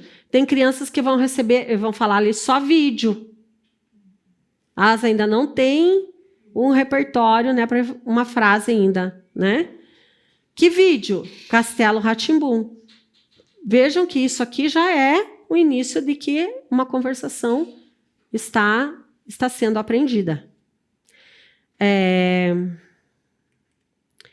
Nós temos operante verbal ainda textual, que é fazer leitura. Então, fala-se em repertório textual quando uma resposta vocal está sob controle de um estímulo visual escrito. Em outras palavras, é ler palavras escritas em voz alta. Um exemplo poderia ser dizer a palavra gato, porque você viu a palavra escrita gato, né? É diferente de compreensão de leitura, porque a compreensão da leitura é mais complexa. Então, o textual é você responder, né, em voz alta aquilo que você está lendo, né? Você está sob controle do estímulo escrito. E nós temos o transcritivo, que é o escrever. Isso é escrever e soletrar palavras que são faladas para você. Um exemplo seria escrever a palavra escola quando pedido. Ditado, a gente usa bastante, né? Estratégias de ensino usadas no comportamento verbal. Por exemplo, aqui a gente tem um ensino sem erro. Lembra que a gente falou sobre ensino sem erro? Aprendizagem sem erro, né?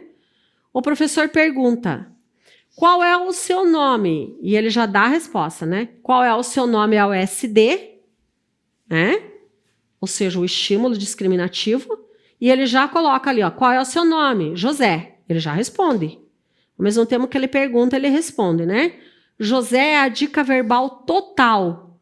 Não tem nenhuma demora entre o SD e a dica. Ao mesmo tempo que ele faz a pergunta, ele já dá a dica da resposta. A criança responde José.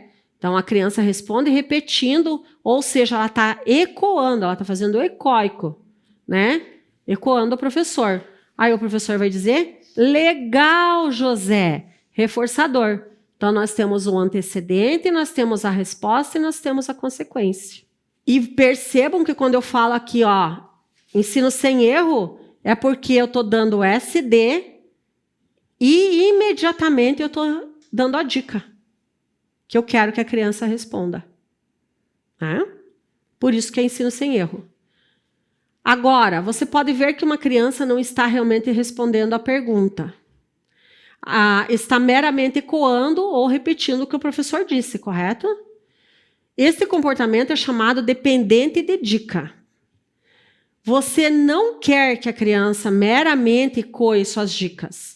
E você quer que ela aprenda a responder corretamente a pergunta, que é o estímulo, qual é o seu nome?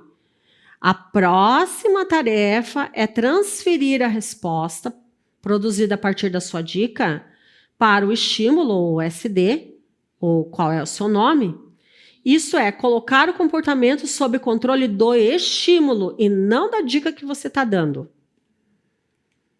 Sandberg e Perton, que são os criadores ali do Sandberg do VibMap, Perton da Abels, no seu livro Teach Language, ensinando linguagem para crianças com autismo e outros transtornos do desenvolvimento,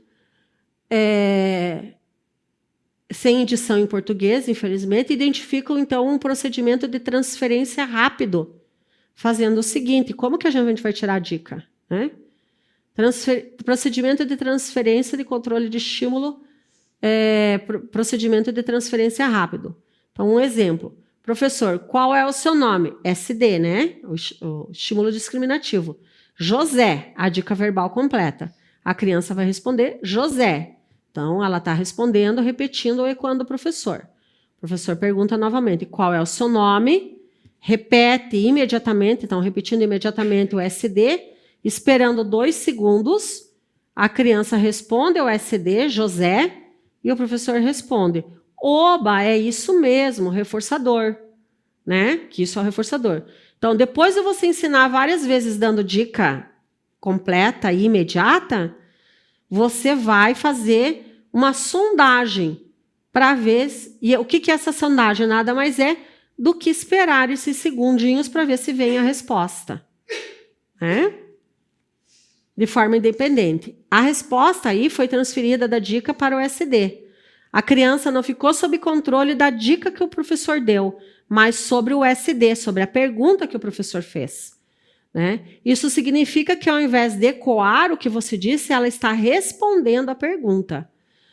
Agora, para garantir que a criança aprendeu de fato a responder, então, dizendo o seu nome quando lhe é perguntado qual é o seu nome, você deveria fazer um teste um pouco mais adiante, né, dessa lição, talvez após 3 ou 4 tentativas diferentes, na qual você faria a mesma pergunta sem a dica.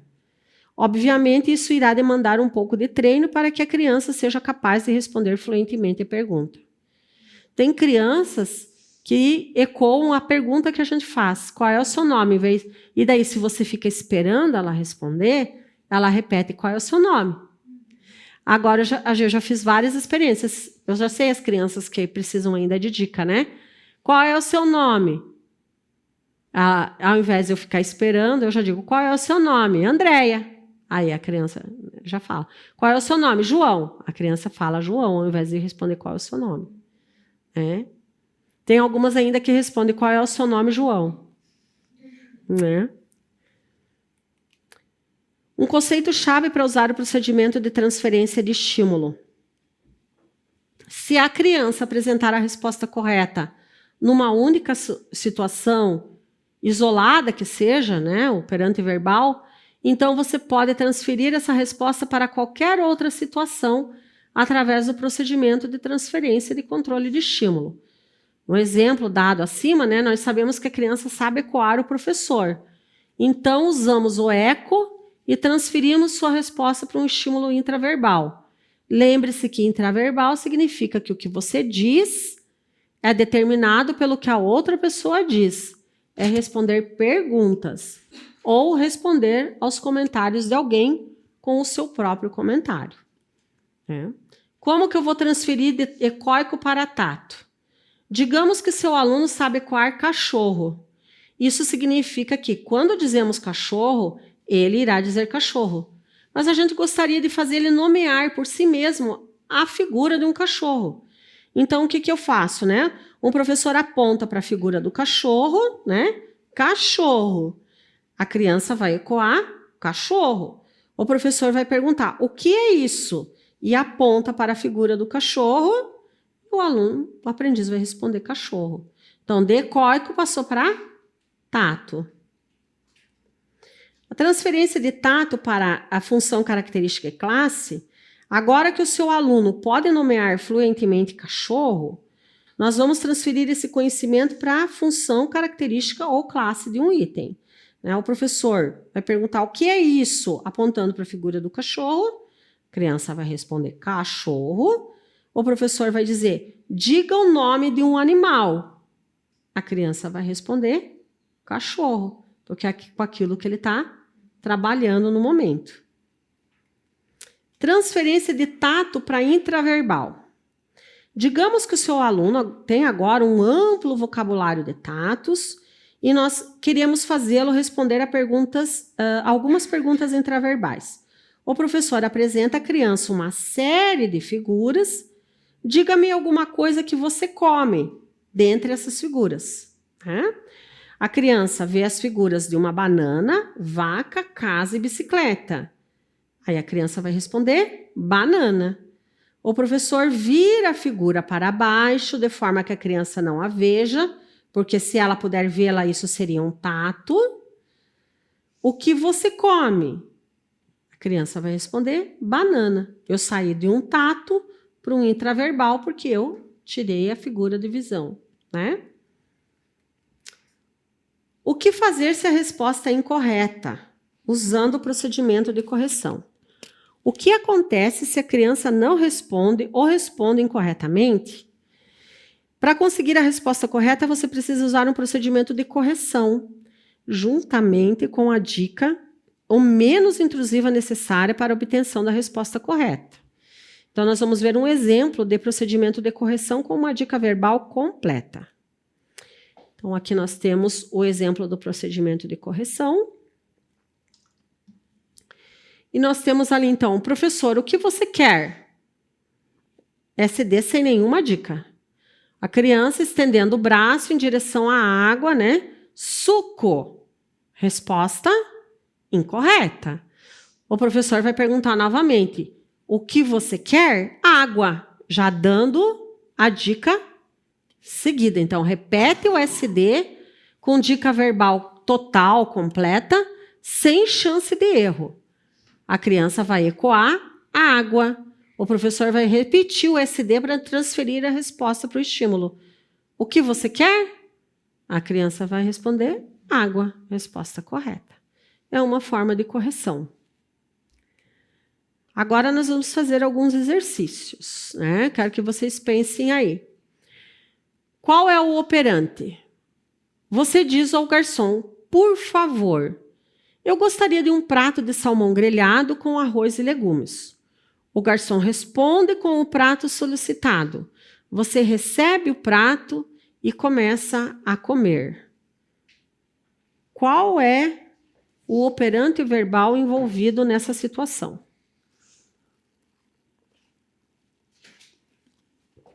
Mando, tato,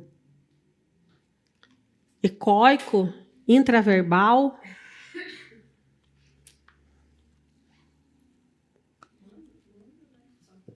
Mando, operante verbal, mando. Próximo.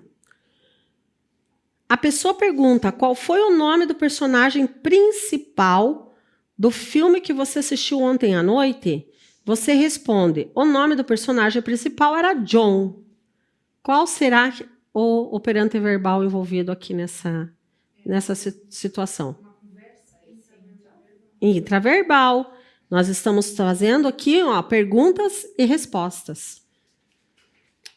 A pessoa diz gato. Você repete gato. Qual é o operante verbal nessa situação?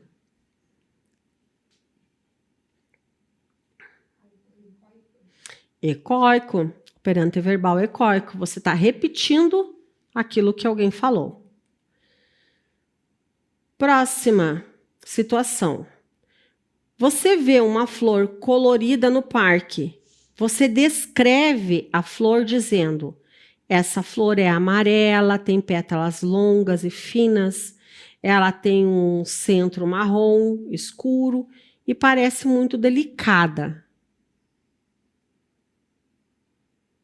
Mando, tato, ecoico. Você vê uma flor e aí você descreve a flor. É um tato, exatamente, operante verbal tato. Você está falando o nome